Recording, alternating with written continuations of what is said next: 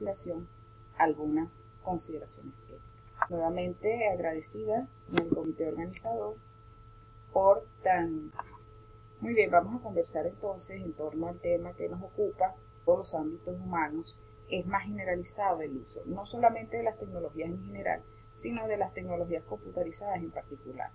Crean muchas posibilidades, por supuesto, en materia de investigación, pero la realidad en la cual nos estamos enfrentando hoy en día ha hecho que cambie un poco nuestro modo de proceder.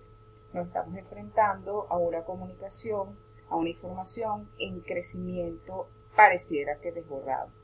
Usted hace una búsqueda en Google, por ejemplo, y para una palabra, si usted no sabe acotar esas palabras, vendrán millones y millones de resultados. Entonces, ¿qué hacer con esa situación? Pues, ¿qué tipo de información se está subiendo a la red? ¿Esa información es útil o no lo es? Entonces, eso es un poco la realidad de hoy en día con respecto al uso de tecnologías en la investigación. Estos desarrollos han dado planteamientos éticos con respecto a ese uso cada vez más generalizado, desde las actividades de nuestros hijos en la escuela hasta la de los investigadores, está fuertemente marcada con el uso de la tecnología. Por supuesto, hemos tenido efectos convenientes, positivos para las personas, para las organizaciones, pero también abren el paso a nuevas actividades que no siempre están bajo nuestro control y no siempre pueden ser vistas positivamente por las personas o por las organizaciones. En esta disertación, entonces, vamos a analizar los aspectos éticos a considerar cuando se usan tecnologías de información en investigación y sobre la propuesta de una formación de investigadores basada en competencia, para hacer énfasis a esos elementos éticos en esta nueva manera de hacer ciencia. Empezamos pues entonces a conversar con respecto a qué estamos entendiendo por TIC. Las tecnologías, hablar de tecnología de información y comunicación es algo común hoy en día. Todos tenemos una idea de lo que ellos representan. Todos tenemos una idea de qué estamos queriendo decir cuando hablamos de las TIC. Sin embargo, hay que tener presente que el hacer uso de este término nos habla de un grupo diverso de prácticas, conocimientos, herramientas vinculados al consumo y la transmisión de la información. Ella habla más que todo, nos hace ubicarnos en un cambio de paradigma con respecto al acercamiento, al uso y a la apropiación de la información, sobre todo después del surgimiento de la Internet.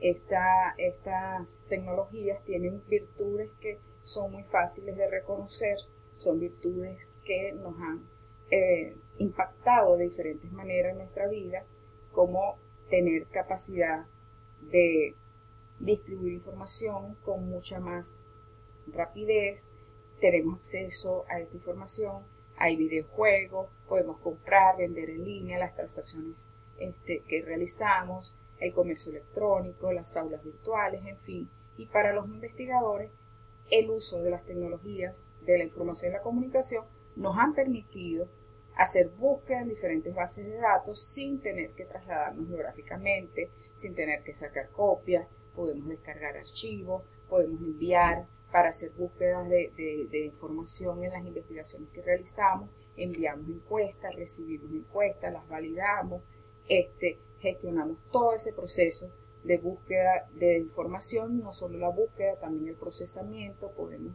tener herramientas online que permitan analizar datos estadísticos, podemos asistir como ahorita a eventos de investigación sin necesidad de trasladarnos geográficamente, podemos mediar procesos de enseñanza, aprendizaje, formación de tutores, seguimiento a lo que es la elaboración de una tesis, no todo ha sido provechoso. Ese mismo, como les comentaba ahorita, ese mismo devenir de tanta información, no hay un criterio para cargar información en la red, ya no son entes especializados solamente los encargados de cargar esa información. Eso ha ocasionado que la información se disperse, que muchas veces tengamos acceso a una información que no está totalmente procesadas, son datos, por ejemplo, datos brutos, que no han pasado por el filtro del investigador, lo que no nos ayuda a discernir si estos datos son confiables, si no son confiables, resultados prematuros que no han sido validados por la comunidad de expertos, enorme exposición también de la vida personal, la vida íntima, las conductas adictivas que cada día son más frecuentes, que son poco saludables. Por ejemplo, ha dado paso a lo que llaman el autismo cultural. Muchas personas prefieren la comunicación vía digital, vía virtual, que la personal. Eso ocasiona un aislamiento social. Los niños expuestos a estas tecnologías de edades muy tempranas suelen ser hiperestimulados. Hay enormes riesgos entonces de nuestra privacidad. Surge desde hace unos años para contrarrestar toda esta nueva forma de concebir el mundo, concebir la realidad mediada por las tecnologías, una aproximación a lo que se llama o lo que han querido llamar la ética computacional. Esta ha tenido dos vertientes. La de Wiener, que propone un único fundamento ético que exista y que esté permeando todas las sociedades y culturas. Los problemas éticos considera que podrían surgir del uso de las TIC deberían ser encuadrados y resueltos dentro de un conjunto existente de leyes, reglas, prácticas, principios vigentes para cada sociedad. Él plantea que hay que aplicar los grandes principios de justicia referidos a un principio de libertad, de igualdad y a un principio de benevolencia, que debería guiar e informar los juicios y prácticas de todas las personas, con independencia del contexto y de las culturas que los mismos llevasen a cabo. Este surgimiento, esta necesidad de un nuevo tipo de ética surge para hacer frente a las diversidades que ya hay. Otra posición, la de Moore. Él dice que no podemos enfrentar los problemas emergentes con el uso de las TIC mediante un sistema tradicional, porque este es un contexto nuevo, entonces son problemas nuevos. Hay que aplicar, considera él, hay que generar, considera él, una nueva ética, una nueva forma de proceder, una nueva manera de entonces concebir todo lo que es la regulación, el comportamiento, los valores, las normas dentro de este campo. Surge entonces, empiezan a llamar la ética computacional, pero plantean que no puede ser una ética profesional. Esa es la diferencia y eso es lo que ellos están planteando que haría el abordaje en este contexto, en estas situaciones, de una manera diferente. ¿Por qué? Porque la ética profesional, por ejemplo, en el caso de medicina, es de médicos para médicos, mientras que cuando hablamos del uso de la tecnología, son los especialistas, ¿verdad? Son los que contribuyen, los investigadores, quienes contribuyen, los técnicos, al conocimiento de las TIC, que es una comunidad muy amplia, muy variada, interdisciplinaria. En fin, hay una gran comunidad generando conocimiento para las TIC, pero además hay un gran conjunto de usuarios que no pertenecen a esta comunidad profesional, que están generando contenido y que están, accionando con las tecnologías, y los profesionales no pueden prever las actividades que ellos realizarán. Entonces no es una ética de profesionales para profesionales, es algo un poco más complejo. Y él dice, bueno, ¿qué vamos a hacer? Bueno, vamos a proponer que la ética en el uso de las TIC se ajuste al contexto donde se están aplicando las TIC, traer ese modelo ético, esos valores para la regulación de comportamiento dentro de áreas específicas. Entonces nosotros nos vamos a preguntar que si es necesario realizar estas consideraciones éticas particulares, o sea, tomamos elementos gruesos que vienen de lo que es la ética computacional y lo adaptamos a elementos propios del caso particular del uso de las TIC en investigación. Esos valores que nos guían a los investigadores al momento de hacer ciencia. ¿Qué es hacer ciencia? ¿Qué es investigar? En ciencias sociales, para Ollarves y Salguero, debemos considerar que la investigación suele formar parte, en general, de lo que es la función principal de la vida del académico. la investigación en ciencias sociales suele realizarse en universidades, en institutos de investigación, en centros de atención, por ejemplo, de trabajo social, en fin. Allí es importante entonces considerar que la acción o la investigación en ciencias sociales debe promover participación, trabajo en equipo de todos los involucrados. Debe estimular el clima satisfactorio, una visión compartida donde la creatividad, la innovación puedan maniobrar en un ambiente de diversidad de prácticas investigativas tradicionales, también incorporando las emergentes, posturas epistemológicas. Es un área bastante dinámica como lo es la dinámica de la sociedad. Aquí hay que tener conciencia de que el investigador en esta área debe saber acercarse y comprender su realidad y generar nuevos aportes para mejorarla. El educador, en este caso, es un investigador por excelencia. La ciencia y la educación forman parte de estas ciencias sociales, comparten sus tradiciones investigativas y, en este sentido, debemos perfilar, debemos ver qué puede o qué debe entender o qué debe conocer un docente para realizar sus investigaciones. Él debería tener unas competencias bien específicas que lo ayuden en este proceso, como comprender significados, observar, registrar, preguntar, interpretar, proponer soluciones, argumentar sus relaciones y perfeccionar prácticas de escritura, manejando todos los procesos relacionados con la investigación, que son la búsqueda y procesamiento de la información, lo que es la búsqueda de datos también, el establecer modelos metodológicos para recabar la información, saber delimitar su objeto de estudio, abordarlo y proponer para él soluciones con base en un proceso sistemático. Luego de esto, tener herramientas o competencias que le permitan divulgar esos conocimientos tanto de manera escrita como de manera verbal. En este contexto, el uso de las TICs está fuertemente presente en cada uno de esos pasos.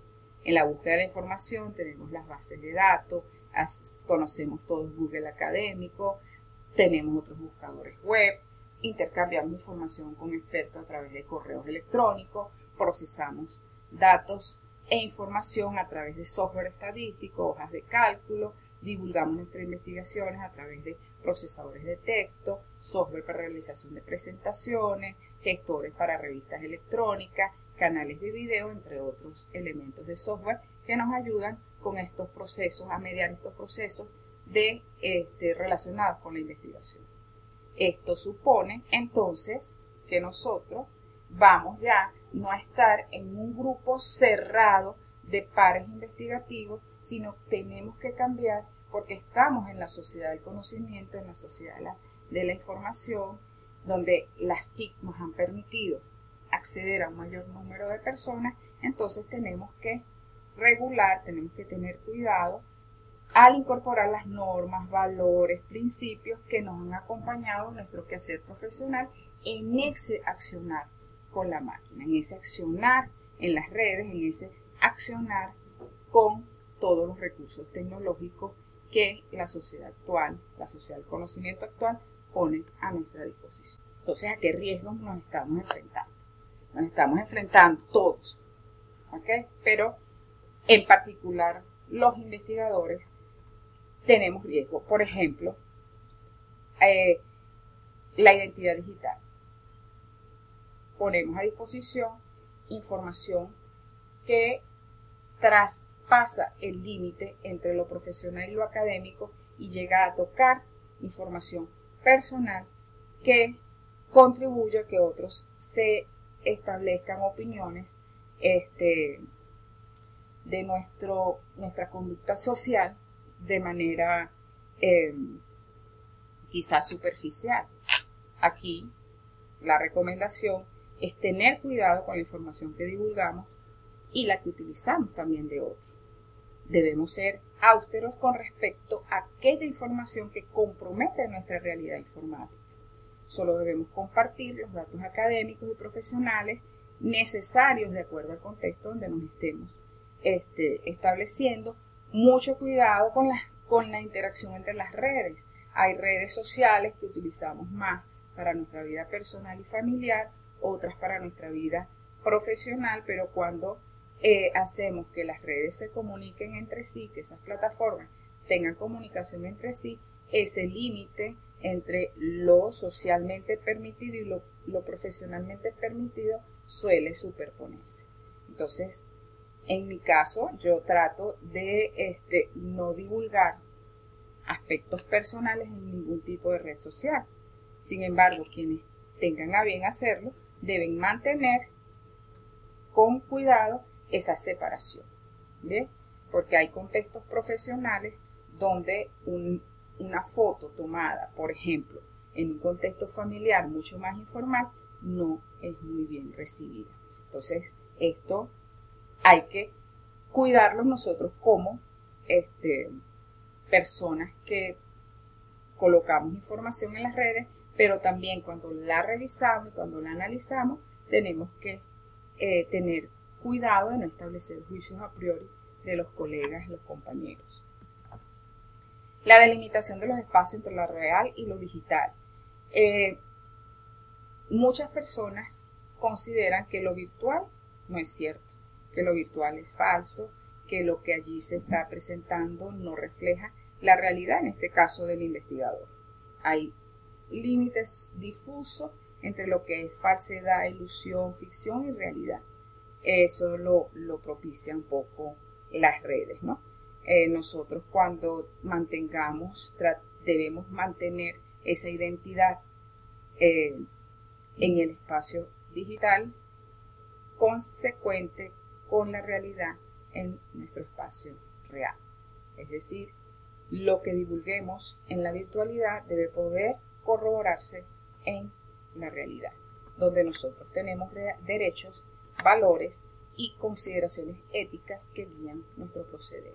No la debemos perder en el contexto digital, pensando que el contexto digital es un espacio no real. No, el contexto digital nos ofrece otra forma de acercamiento, pero sobre seres humanos reales que estamos detrás de la pantalla. Otro riesgo bien claro y digamos bien implicante en lo que es el trabajo del investigador es el plagio en contexto de formación. El uso de la información que conseguimos en el entorno virtual, en el entorno digital, debe ser respetado en la autoría, tal como si se tratase de una revista, de un libro, de un material físico. Tenemos que respetar el derecho de autor. El cortar y pegar tiene implicaciones.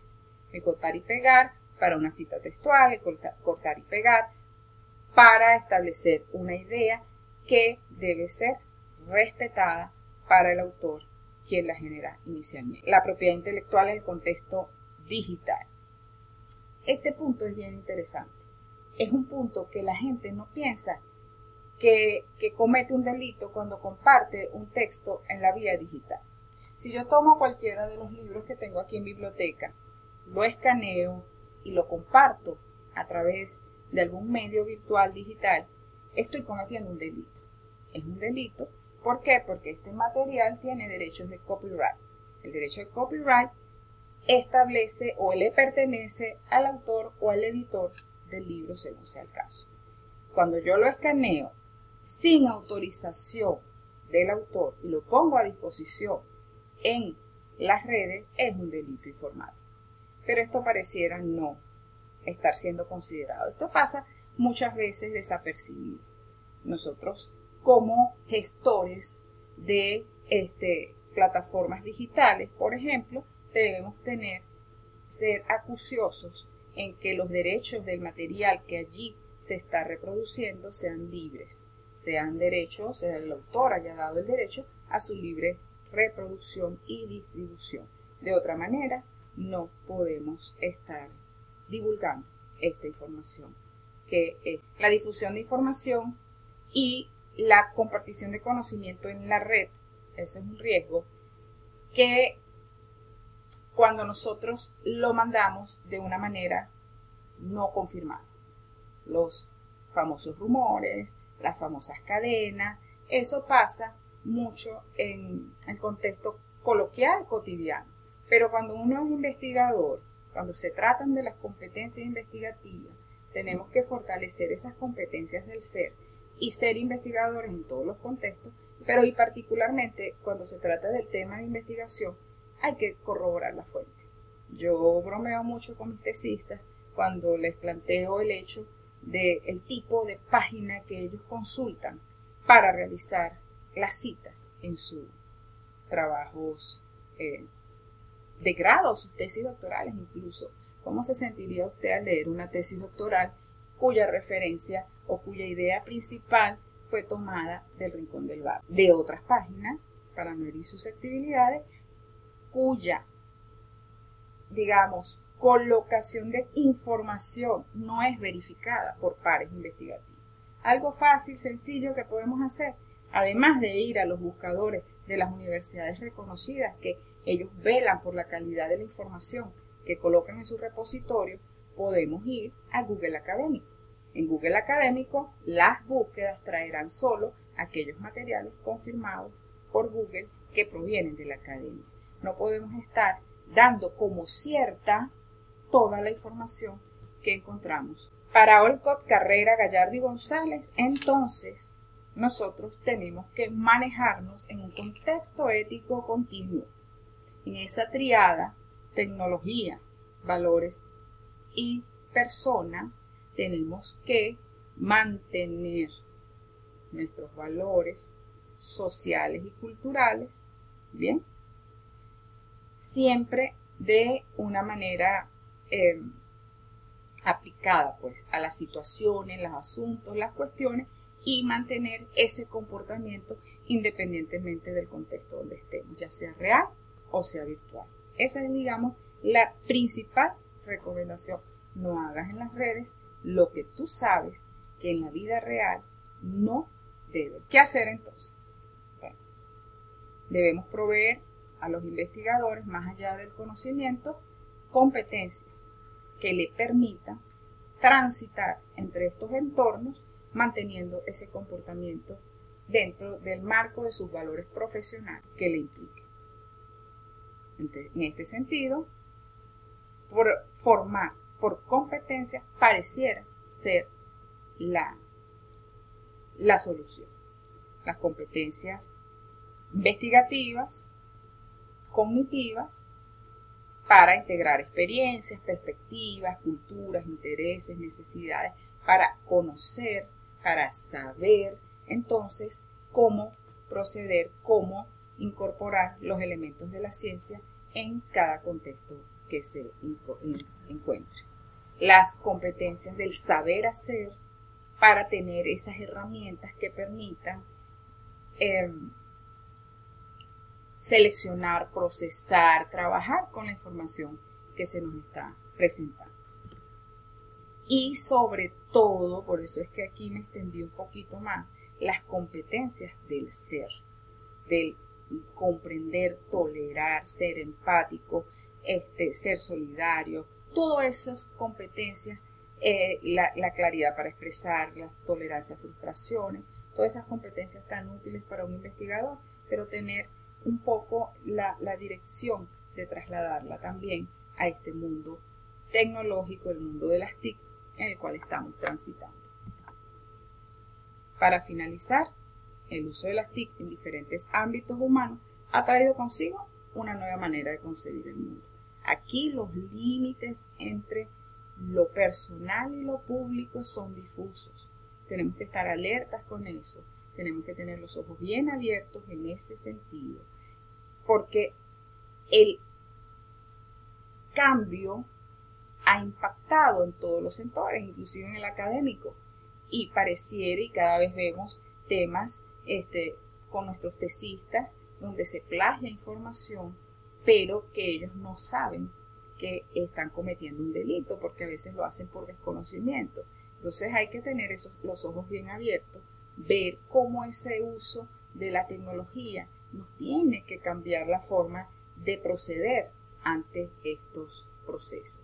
En este contexto, el investigador debe apropiarse de un sinnúmero de herramientas, un sinnúmero de competencias que le permitan no solo el dominio instruccional de los recursos, sino también contribuya para su uso ético. En este sentido, recobra importancia la capacidad de comunicarse asertivamente, trabajar en equipo, resolver conflictos. Esto implica formar para la convivencia democrática, la cooperación y la solidaridad, así como la participación consciente y una actitud reflexiva ante el ejercicio de su libertad, de los comportamientos éticos, de la autonomía personal, la autocrítica y el ejercicio de los valores tanto fuera. Muchas gracias. Quedo atenta entonces a sus preguntas, a sus discusiones, a sus opiniones y les dejo allí unas referencias si quieren ampliar un poco más el tema.